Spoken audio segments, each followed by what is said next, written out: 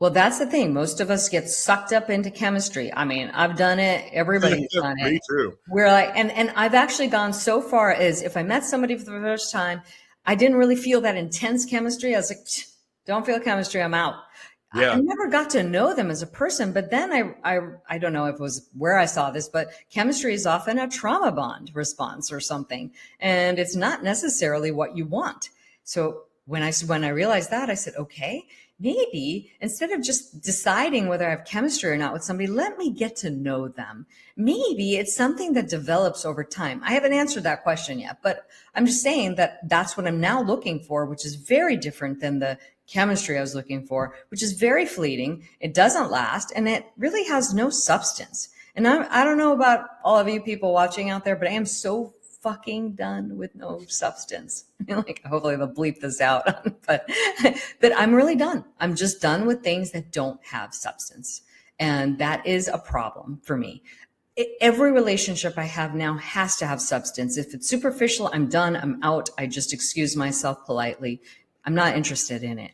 I'm interested in these kind of really deep conversations. So I love that you said that. And, it's so funny because one of the things that this came to me, I think it's so funny because you and I are so different. And I think this is an important point to bring up. Reason being, we often look for people who are exactly like us, or we think we can't find some common We ground have with so people. much in common. Right. Oh, we have so much. I mean, frankly, you and I have things in common, but we have a lot not in common. I mean, my life was totally straight and narrow and very different than yours. Not mine.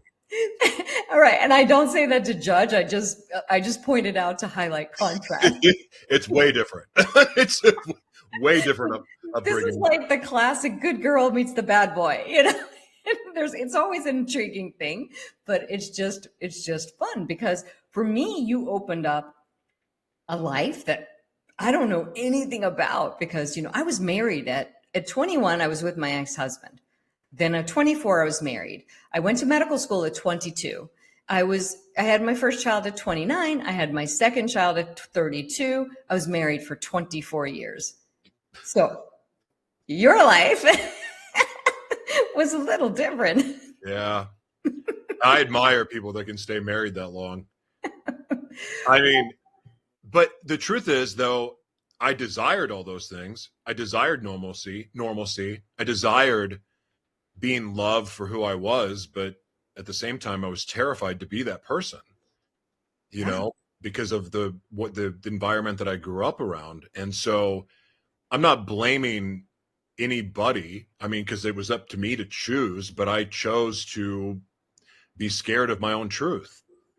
And but learning to walk that out, learning to put a spotlight on my shadow world, which is something that I felt very strongly led to do after a really bad relapse about 8 years ago. I won't go into that story here, but I mean, I've told it many, many times. That changed my life forever. The series of events that happened after that, I mean, essentially it was a month-long binge.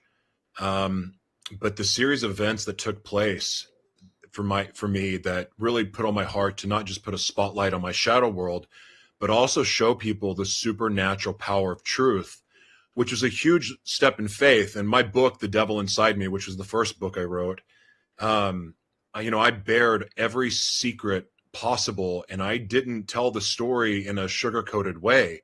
I Mm-mm. told a very true and real story, and it was an apology letter to the people I hurt, but also it was to set me free because I got sick and tired. I've known what I was created to do since I was young.